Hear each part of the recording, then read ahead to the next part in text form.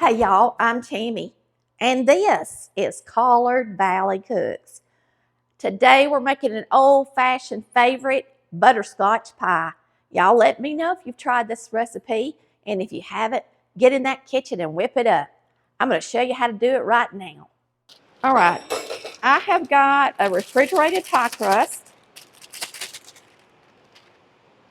and what I typically do is I unroll it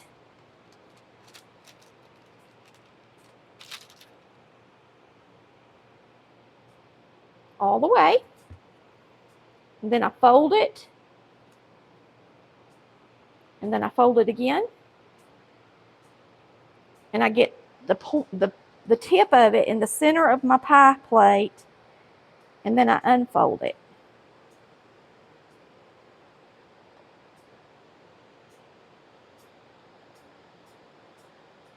And then you're just going to make sure that it's in there good.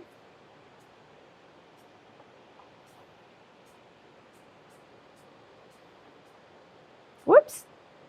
And this is a refrigerated pie crust, and I just take my fingers and I pinch the edges. And then I bake it until it's golden brown, and you're going to want to go ahead and do a pre-bake crust. If you're doing any kind of cream pie or meringue pie, you always want to pre-bake your crust. We're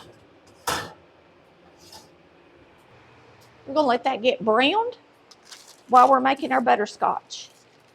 Now this is not going to be like instant butterscotch pudding, okay? There's a difference. This is homemade butterscotch pudding, and it's really the best after it's been refrigerated overnight. It's going to have more of a butterscotch flavor than the day you make it.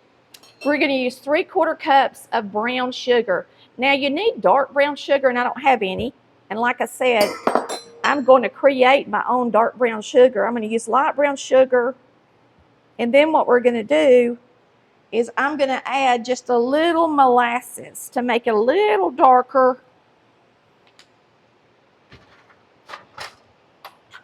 Maybe a teaspoon will do.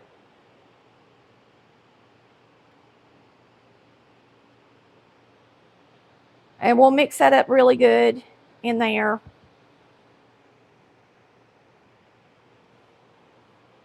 To give it a richer butterscotch flavor.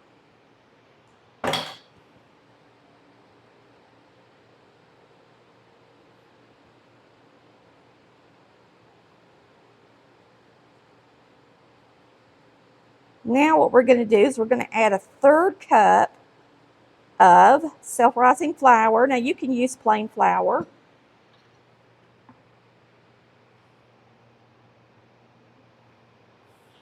Third cup. I'm going to use that molasses is stuck to that like glue. I'm going to use my whisk and try to get this whisked together a little bit with that sticky molasses. See what happens.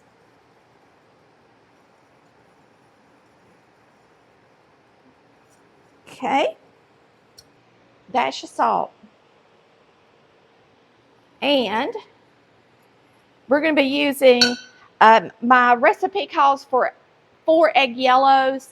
You use the egg yolks if you're going to use meringue. And I'm not making meringue. I'm going to use Cool Whip today. So I'm just using 2 whole eggs. You can substitute 4 egg yolks for 2 whole eggs.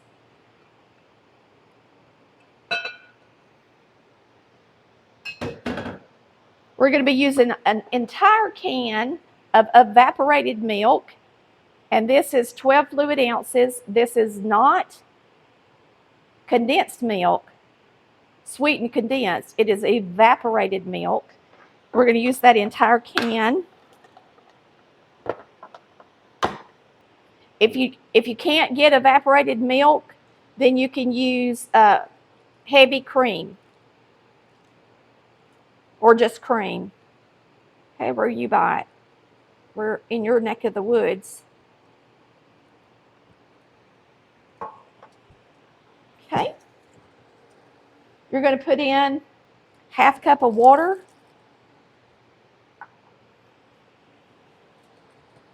And you're going to beat this up real good with your whisk. So we're just going to make sure and get all that flour in there mixed up good and the eggs blended good. And then we're just going to put this in the microwave for 3 minutes. Now, this is the same thing as homemade butterscotch pudding. So if you want to make butterscotch pudding, this is how you make butterscotch pudding. You don't have to make a pie with it. You can make pudding cups. Okay, let me just tell you guys this right quick. Everybody's microwave is a little bit different. When I tell you 3 minutes, it might take 4 minutes with yours or 2 minutes with yours. Everybody's is different. Now, after 3 minutes in mine, you're going to see that the pudding is about 1 inch thick around the edges of the bowl. You're going to take your whisk and you're going to really give it a good stir and make sure all that flour's off the bottom so that you don't get a lumpy pudding. And you're going to stir it really good. And you're going to put it in there 3 more minutes.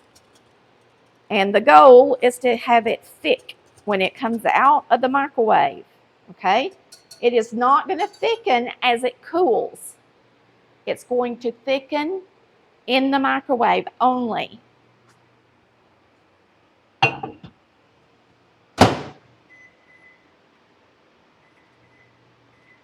Some of you, when you're making banana pudding, can make it thinner if you're making a vanilla pudding, because banana pudding doesn't need a thick pudding or it gets dry. But when you're making a pie filling, whether you're making the chocolate, the butterscotch, the coconut, or the vanilla, you need to make sure it gets nice and thick in your microwave. All right, so if you have to cook it longer, cook it longer.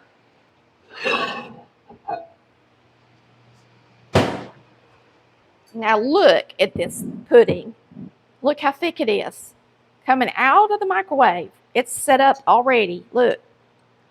So what you're going to do, see how thick that is? You're going to add a ½ stick of butter. We all know that's good. And some vanilla. And then we're going to stir it up. That butter makes it pretty and glossy looking and shiny. And remember, you only add the molasses if you're using light brown sugar and you didn't have dark brown sugar. And all you're going to do is pour it up in your pie crust. We're going to check on that right quick and see if it's nice and brown. And of course, you're going to let this cool all the way down.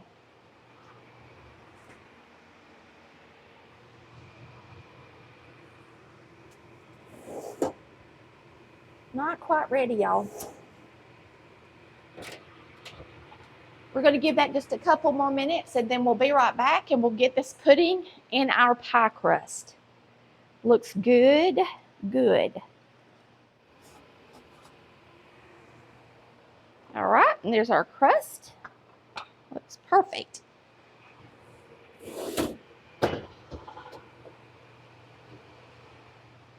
Now, all you got to do is scoop it into this pie crust. And y'all, it tastes so good. I've already tasted it. It's really good. I've always loved butterscotch, anything.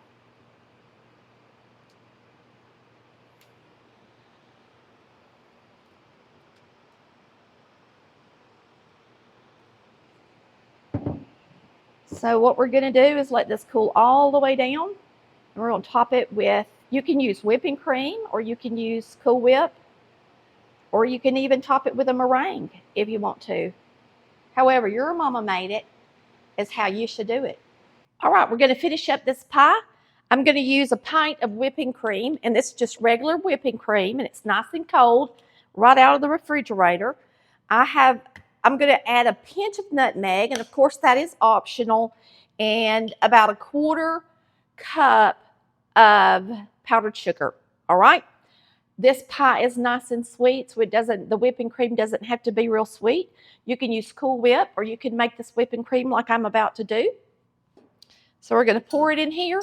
And when I do whipping cream, I like to cover my beaters and stuff with a paper towel or a cloth, and that way it don't splatter, because in the beginning it is not thick, of course. It's nice and thin, and you will get it all over the place if you're not careful. So I add it to my bowl. So take your dish rag and get ready. And start it kind of low and cover it up. And cover it up. And you're going to have to let it run about a minute or so. And then once it starts to thicken, you can move the cloth from the top. So I'll see y'all when it starts to thicken.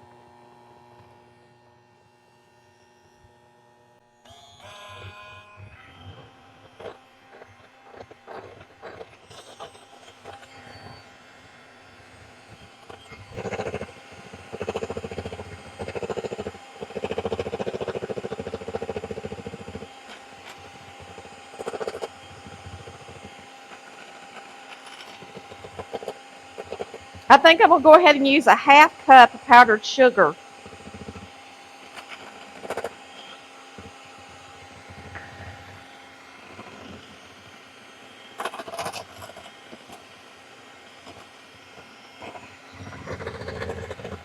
And a dash of nutmeg. Now, it's up to you how much you want to put. I'm just going to put a pinch.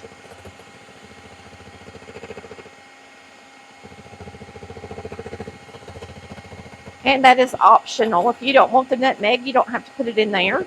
You can also add a little vanilla to it if you want to. But I think it's good just like it is. So I'm not putting vanilla in mine, but of course you can if you want to.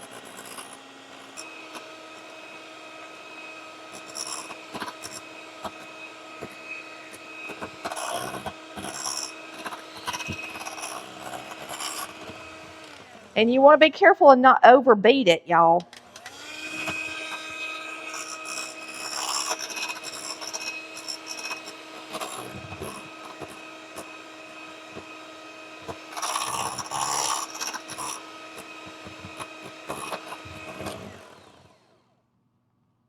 That looks good to me. Let's eject it and put it on the pie. Now you can just put it in a container. So let's get this delicious whipping cream on this pie. Let's get us out a spatula.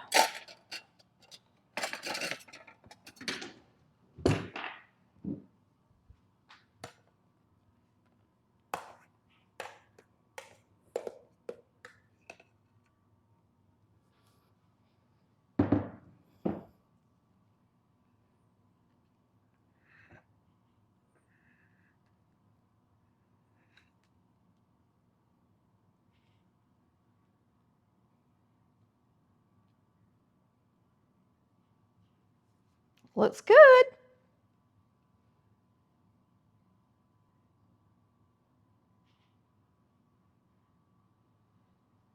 It looks good to me. Just like that. And if you want to, you could take a little nutmeg and just barely sprinkle the top of it.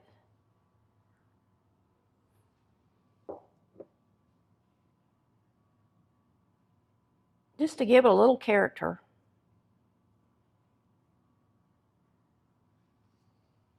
And that is if you like nutmeg, right?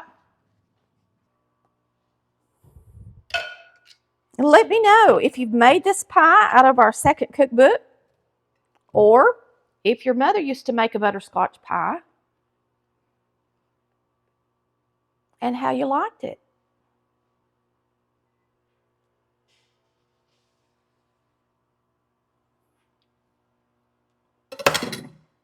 All right, y'all, this is a gorgeous, gorgeous pie.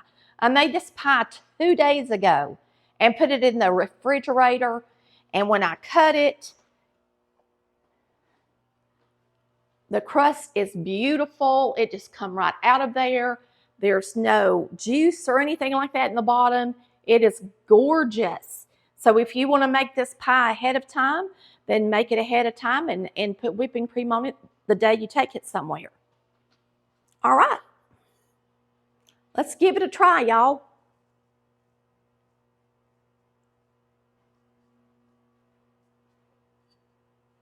That filling is set up perfect.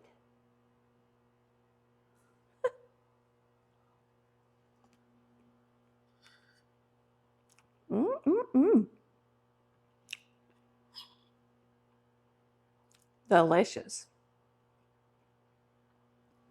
That is so good. That is so good.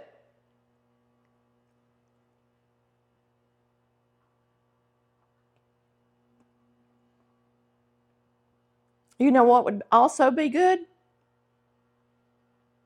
This pie is delicious. But if you like maple, you could put some maple flavoring in it and make a maple cream pie out of it if you wanted to. Just use this recipe and add maple flavoring. But it is very delicious. And remember, when you make a homemade butterscotch pie, it's not going to taste like butterscotch pudding that you get out of a box. It's even better. All right? We'll see you next time on Colored Valley Cooks, cooking up something like our mamas did. Bye, y'all. Love ya. Thanks for watching.